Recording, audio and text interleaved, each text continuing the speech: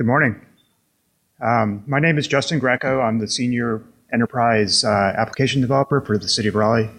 I work on our GIS team, and we're here to talk about a collaboration between Wake County, this is Carter Victory with Wake County, and Raleigh about this park locator app that we built. Let's see. So a few things that are cool about this project. So there's a citizen lens. So the citizens get to really kind of take advantage of this application. There's collaboration, so that's collaboration between us and Wake County, and scalability, like just kind of expanding the application beyond. It was just Raleigh data, now it's Wake County data. Maybe in the future it can go even further than that. So the Raleigh and Wake County park systems are pretty impressive. I went through these numbers. I was kind of really surprised by some of these. The city of Raleigh alone has 115 parks. There's over 100 miles of greenway in Raleigh, which is pretty impressive. 72 playgrounds. I didn't realize that there were 72 playgrounds. I have 3 kids, so it's really great to know that I can go find a playground anywhere. 8 swimming pools, 2 disc golf courses, 3 dog parks. And in the county, there's 262 parks, over 300 miles of greenway, 147 playgrounds. And yes, there's even a BMX track at Lions Park in Raleigh, which I'm not sure if many people even knew that.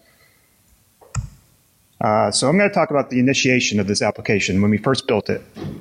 This was way back in 2012. IMAPS that I helped build was still using the Flex API, which good thing we didn't go that route for the park locator. But we started off using Esri's template. Esri had a park finder template, but we needed to customize it. There was some things that the Parks Department really wanted to see in this. So the Park Finder by default just gave you the ability to put an address in, give you a buffer, but we didn't really want to just promote parks near you. We wanted to promote parks across the whole city. And we also customized it. So Wake County, or City of Raleigh, has a database of all their programs that they have, all the classes and camps and everything. So we also integrated that into this as well. So you select a park, you can see what classes are there. And we also wanted to kind of make it a little bit easier to find different activities. So you can see the list on the right with all the icons there. It was built with jQuery, ArcGIS, JavaScript API 3. But big issue with it was that's what it looked like on a mobile device. So it was not responsive. And probably a few months later, Esri released a mobile version, but we had already created this simple jQuery version to redirect people to. So this just really wasn't, maybe in 2012 this was okay, but nowadays, you can't have apps like that. So come along in 2015, we hired this really great young web developer. He was straight out of code school, and he was really familiar with Angular. He had no GIS experience at all. And so I was a little worried about giving him this assignment, but he kind of picked up pretty well. He had some experience with the Google Maps API. Over on the left and the bottom right is that's kind of what I gave him. So I did a little kind of wireframe for the app, showed what my kind of thoughts were for it, and then what it would look like on a mobile device. Top right is actually what it looks like on an iPhone. So what do we use to build this? So we had used jQuery with the beginning, which was okay, but he really had experience with AngularJS and AngularJS Material, which is kind of the Google UI for Angular apps. He started off with the Google Maps API, which was great. I'm like, oh yeah, we'll just use the Google Maps API. That's what you've had experience with. But one main issue is if you look at the Raleigh parks on Google Maps, a lot of the park names are wrong, which the Parks Department's like, yeah, we don't want people seeing wrong park names on an application. So then we moved him over to the JavaScript 4.0 API. He started building it in that, but it was 4.0, so it didn't have a lot of the functionality that the latest version of 3 had. So unfortunately, we had to roll back to 3, and that's kind of where we are right now. And going to pass it over to Carter now to talk about how Wake County implemented the application. All right, so Wake County repurposed the code base from the city of Raleigh and applied it for the entire county. So from our work in civic tech and open data events, one of the things that we got out of participating in open data was we went out to a lot of hackathons and open data events, and it was basically like having a great focus group right there. So I would oftentimes sit up in the back of an auditorium and watch in the seats below as folks were on their laptops trying to navigate websites, right? So you got a real sense of what folks are looking for and just how hard it is to have to hop around from one website to another when you're trying to put information together across an area. So we often refer to that as jurisdictional fatigue.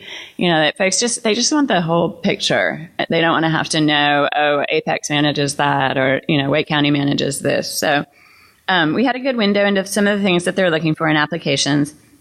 And it was really clear that this app that Justin and David had developed was really meeting that definition of citizen-centric.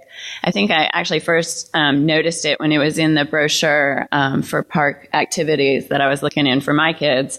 And I noticed that there was a little shout out for the app. And it was like, oh yeah, that's a really nicely designed app. And it's helping folks find things from the lens of what they want to do, not who manages the data.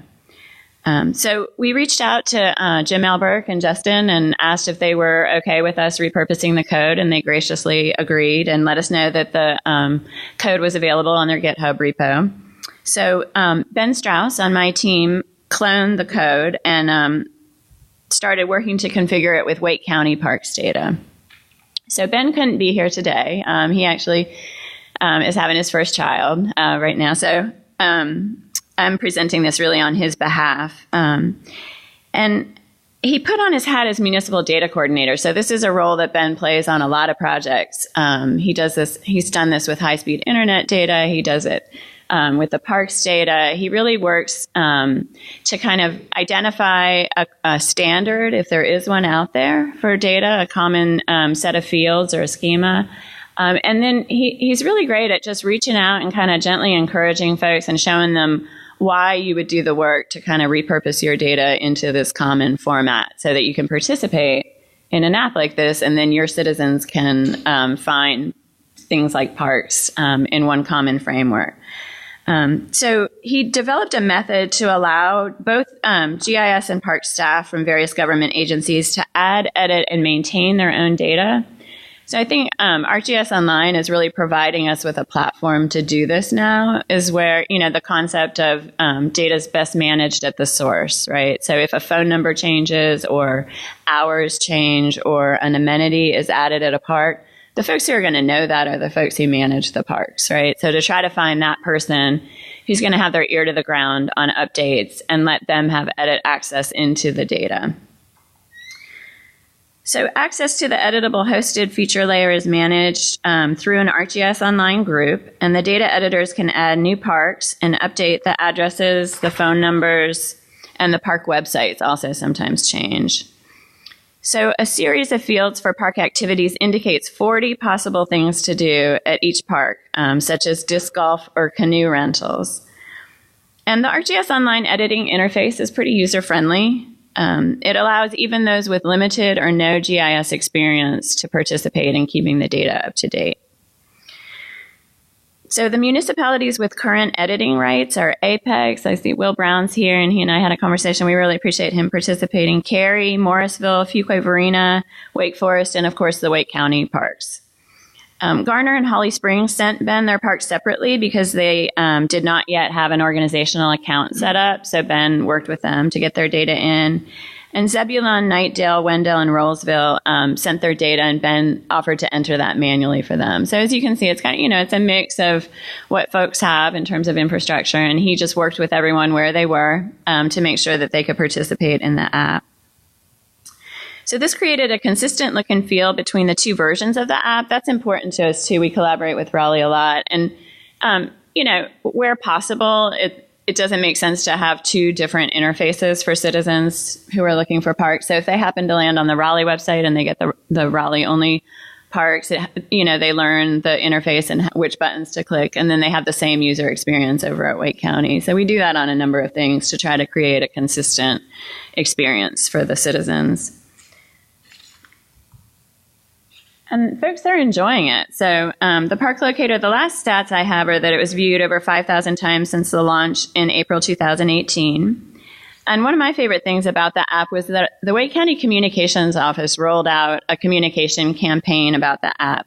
And I encourage you all to work with your communications office. If you have one at your organization, they do a great job of just, they take something and you talk to them about the story, and then they can really work to get the word out to citizens. So the Park Locator was highlighted in a News and Observer article and had really nice things to say about the app. It was also featured in the North Carolina Recreation and Parks Association 2018 magazine, which was, I don't think they reached out to that magazine. I think it just got picked up, and that was a nice win for our parks. And then they even made a video of the application. So I won't play the video now because I'm not sure how the web access is. But, it's a great little overview. It's got folks riding their bikes through the parks and enjoying amenities. And then it has a link over to the app and encourages folks to use that. So that's a great idea if you have something that you want to get the word out on. So I'm going to give it back to Justin so he can do some next steps. Yeah, so we kind of really want to use the latest technology. Like I said, it's using AngularJS, which is actually Angular 1.0. Angular 2, they made a big jump they completely rewrote the code. So now they're at Angular 7. So I think we're going to really redevelop the app in that. That's kind of what we use as a standard for our custom applications.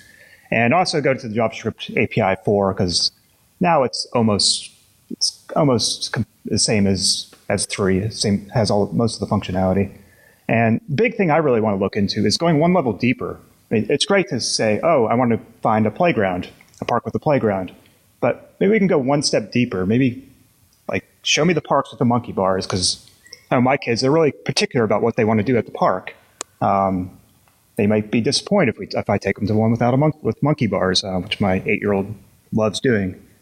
And then maybe deeper on some of the other categories too. But playgrounds kind of struck me as kind of a big deal. And then also maybe go into Alexa skills and Google Actions, building that, because we actually have, City of Raleigh has Alexa skill. Give credit to Chad Foley, who's on my team. He helped push that forward.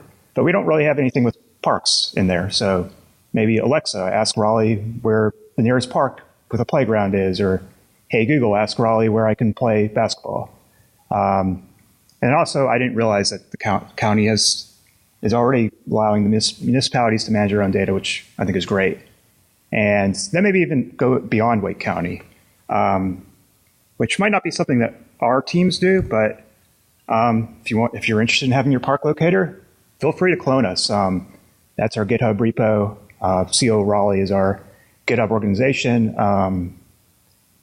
Like when Wake County came to me and said, oh, we'd really like to use the park locator, my first reaction was, you didn't even have to ask us permission. That's kind of what GitHub's for, is feel free to take our code, use it, just give us credit, but that's what GitHub's for, and we really like sharing our code and really hope people start using it. And enjoy our parks.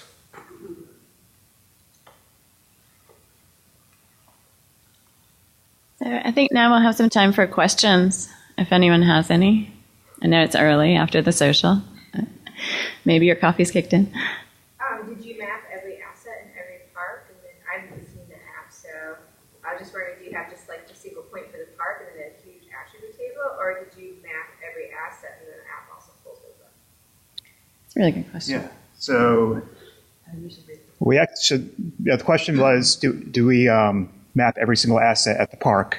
Answer for that is, well, kind of. Well, I know for the Raleigh data, it's a single point that you search for, but then if you zoom into the map, they actually have the different parks, like the playgrounds and everything kind of mapped out. We don't have where the slides are, the swings or anything like that, not that detailed. We have some parks people here that I'm probably going to work with to see if we can get even more, kind of zoom you into the playground, zoom you into that. So we do have the data. It's probably maybe the next version we'll look into doing that.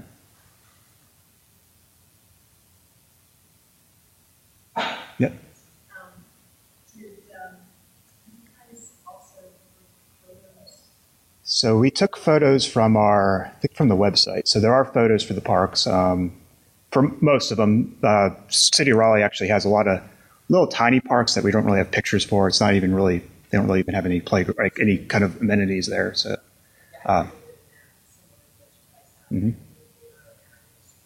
Oh, you did? Okay. Yeah.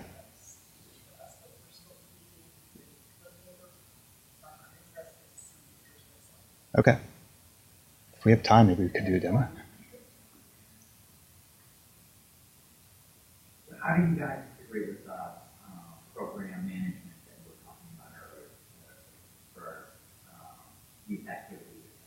So this Parks Department has a database called Class, which they're actually looking into upgrading that and going to a different solution, which hopefully will be maybe a GIS-centric solution, so we don't really, that even has like an API of its own.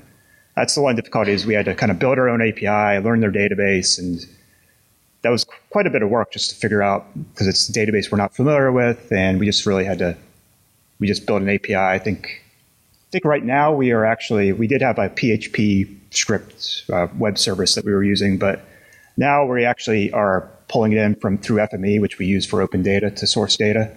So we're actually hitting their database with FME, data interoperability from Esri, and just putting it into an ArcGIS Online layer. And it's actually a related feature class, so it's related to the parks. So you can so we can just find a park and then find what's related to it. So that's kind of how we're doing that now. Are you tying anything back to events, like events or festivals being held at parks? We're not yet. That could be another thing. We have a solution for people to put events in, but it's not the greatest, so we may be working on building that a little bit better.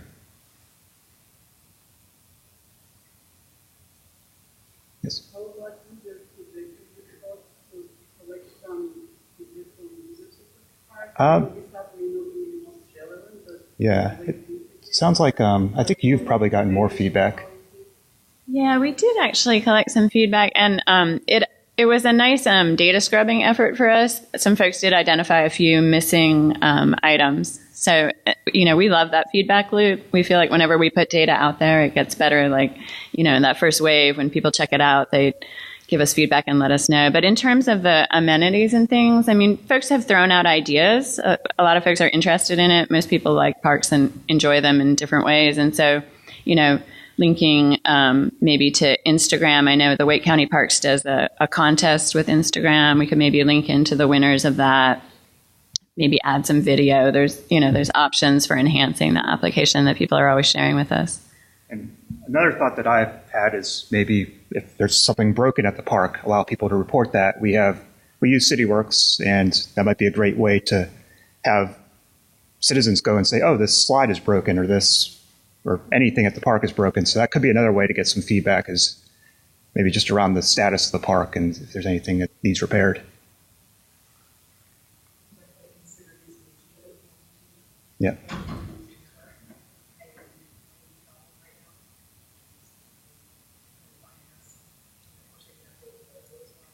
Mm-hmm.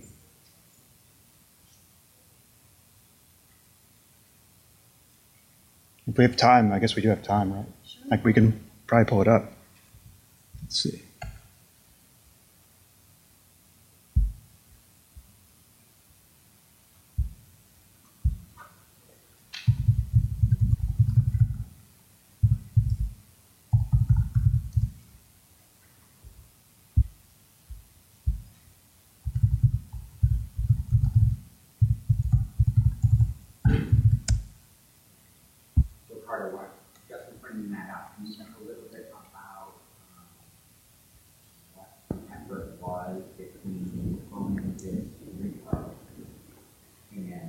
Getting kind of a launch application outside of it, they're just on the technology effort, but I could just to kind of help size it. Sure, that's a really good question. So, and it's interwoven with all the other projects that we're working on. So I don't have a real sense of what the time span was. Like most projects, I think the data stewardship piece is usually the most time-consuming because it involves tracking people down and conversations back and forth and convincing folks that it's worth, folks have a lot of demands on their time these days. And at the municipalities, even more so because they're often wearing multiple hats, and we really recognize that. So I think that piece was probably the most time consuming. But I think the code repurposing, Ben did that over a period of time, and he really enjoys that. So, he was tinkering with the code, and so that piece wasn't as time consuming, or it didn't seem to be. But I didn't have a real sense of how long it took him to do that. And I also know I heard from Ben about asking permission to use it. Didn't hear back from him again about the code or anything. So he was able to pick it up pretty easily, and which might be a credit to David Meza, who's the contractor that developed this. He commented on his code and made it really easy to kind of figure out. So here's the Raleigh Park locator. I don't have a screen. Okay. Maybe one of the function keys.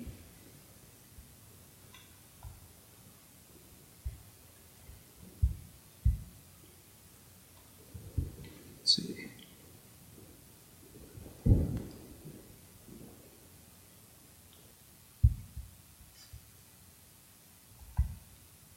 I'm not sure how that gets up there.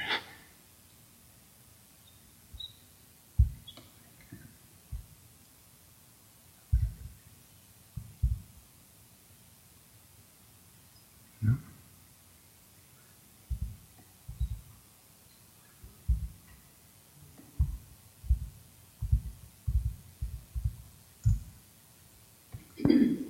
While he's doing that Yeah. too, I'll encourage you to come up and take a bookmark if you haven't gotten one already. That was another nice thing that the communications office did for us. They made these bookmarks and put them at libraries around the county so that folks would find out about the app.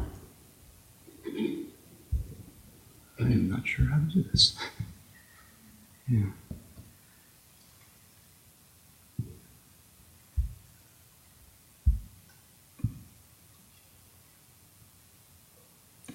Did you try this one? Yeah.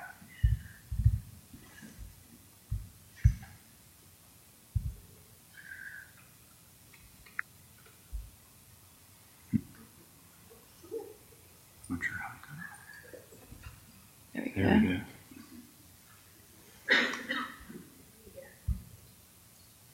There we go.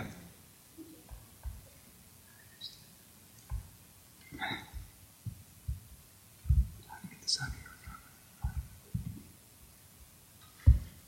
Okay, so here's the City of Raleigh Park locator. You can see all our parks on here. The one thing is you can go to find an activity, say if you want to do a playground. You can start typing playground in, and it shows you that's all the playgrounds, which I think is pretty impressive. You can put in your address, so if I wanted to say,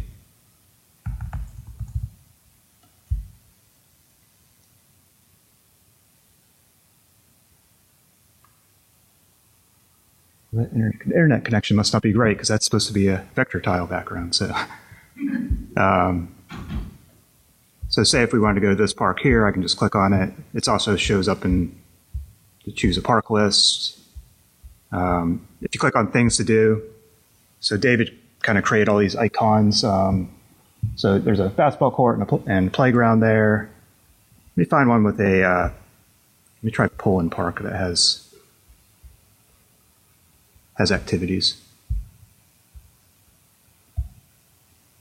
So here's Pullen Park. You can see there's a list of classes there. There's art classes, educational classes, fitness, social. So if I go to art, there's a list of upcoming classes. So like there's a beginning sewer class. So if I click on that, it actually takes me over to go up and register on the park's website.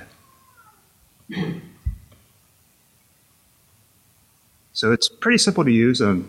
Not many, I think pretty much anyone can go in here and figure out how to use it. So here's the Lake County Park locator, which is basically the same thing. So if you know how to use the Raleigh one, you'll be able to use this one. Let's just choose an art center. So you will see that there is a photo, but there's no photo for this one. And the other thing was the first park locator actually had a had routing to the parks. We decided not to do that. We decided just to use Google Maps. So you can see there's a Google Maps embedded down in the right corner. And so that's the park locator app.